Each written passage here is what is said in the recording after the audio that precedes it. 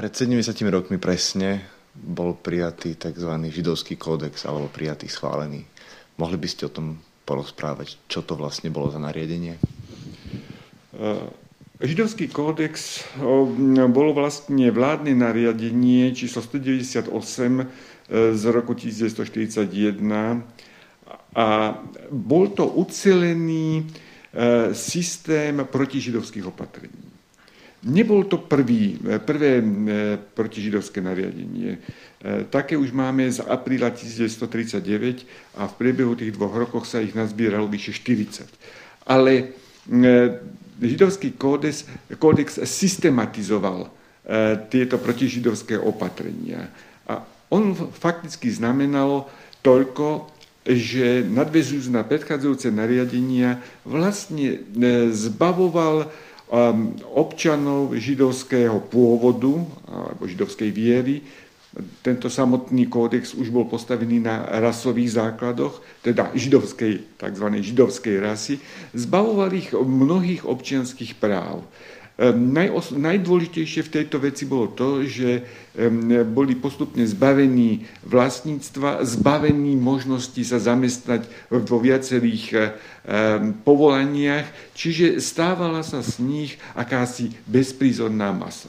Samozrejme, podobne ako tie predchádzajúce nariadenia, aj židovský kódex mal paragraf 255, ktorý umožňoval prezidentovi dávať výnimky. Lenže čo znamenajú výnimky? Výnimky znamenajú iba potvrdenie pravidla. Čiže naozaj niektorí ľudia boli ušetrení opatrení, ktoré obsahoval židovský kódex, ale väčšina z nich nebola ušetrená týchto opatrení. Čiže títo ľudia sa dostávali do situácie, že nebolo zabezpečené ich živobytie a tým sa stávali vlastne príťažou pre samotný štát. A celá vec sa potom riešila nasledujúci rok, na jar 1942, tým spôsobom, že slovenská vláda, predovšetkým jej predseda Vojtech Tuka, sa dohodol s Nemcami na odsunutí veľkej časti židovského obyvateľstva do tzv. Generálneho guvernátu, kde údajne mali pracovať. Čiže bola to dohoda na tom, že namiesto slovenských pracovných síl do Nemecka, ktoré mali ísť, pôjdu Židia do generálneho guvernátu, čiže bývalého Poľska, vtedy okupovaného Poľska, a tam, že budú pracovať. Ako vieme, Židia naozaj boli deportovaní, ale nie na práce, ale vlastne na likvidáciu. Mohli by ste možno povedať ešte, potom ako bolo vydané toto nariadenie, ako historik, viete nejaké príklady z praxe, ako sa to prejavilo napríklad v Bratislave alebo v iných mestách, že čo to presne znamenalo v ten deň, keď to bolo vydané, alebo v nasledujúcich týždňoch, mesiacoch? No vlastne toto nariadenie, alebo židovský kódex, pokračoval v tej línii, ktorá už začala predtým. Povedzme, prvé opatrenia arizácie boli prijaté už v 40. roku. Čiže Židia nemohli vlastniť. To znamená, že väčšina židovských podnikov bola zrušená. Menšina bola tzv. Arizovaná. Čiže dostali ich ľudia, ktorí boli akoby vhodní na podnikanie, ale v skutočnosti sa často vznikla taká situácia, že ich dostali tieto podniky ľudia, ktorí nevedeli podnikať. A robilo sa to potom tak, že tie podniky mali vážne problémy, alebo tí šikovnejší arizátori sa vlastne dohodli s bývalým majiteľom a tento fakticky viedol a vlastníkovi iba odozdával výnos z toho podniku. Ďalšia vážna vec bola taká, že Židia museli byť označení žltou hviezdou. To práve po tomto prijatí tohto nariadenia. No znamenalo to, že človek nás bol označený. Nebol normálny občan, ale bol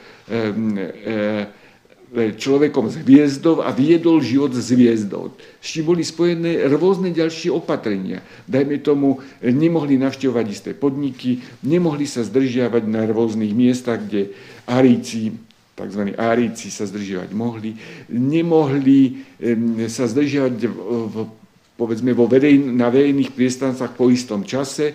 nemohli, dajme tomu, vlastniť rádia, čiže bol celý rad opatrení. Takisto sa to týkalo aj židovských detí. Nemohli navštevovať tie školy, ktoré mohli navštevovať árijské deti, mali mať zriadené svoje vlastné základné školy. Ďalej už vlastne židovské dieťa nemalo študovať. Čiže toto bol celý rad opatrení, ktoré sa dotýkalo najmä tzv. Čistých židov. A za žida podľa tohto nariadenia alebo kódexu sa považoval človek, ktorý mal najmenej 3 starých rodičov židov. Polovičný žid už nepovažoval sa v zmysle tohto zákonníka za žida. Vieme, že poloviční židia, povedzme, alebo ich deti mohli študovať a mohli proste fungovať ako neoznačení židia. Teraz je to 70. výročie práve tohto prijatia, tohto smutného kodexu. Prečo je podľa vás dôležité pripomínať si takú udalosť a prečo je dôležité o tom vedieť? Nie len tento kódex, ale všetky protižidovské opatrenia viedli ku tragédii veľkej časti našich spoluobčanov. Porušili sa tam za elementárne ľudské občianske práva. Toto musíme mať vždycky na pamäti.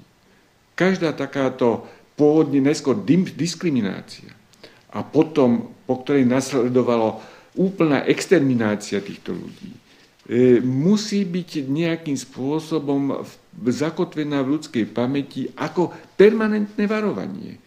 Žijeme vo svete, ktorý je tiež postihnutý najrôznejšími problémami. A tam vždycky hrozí, že v istej chvíli opäť prídu záchrancovia národa, záchrancovia ľudstva, ktorí poukážu na nejakú menšinu, že ona je zodpovedná za to všetko. A keď tú menšinu odstránime, potom sa všetko začne dobre vyvíjať. Máme jednu tragickú skúsenosť z čias vojny s takýmto prístupom k menšinám a medzičasom sa opakovali rôzne postihy menšín vo svete. Toto treba mať vždy na pamäti, ako veľké varovanie.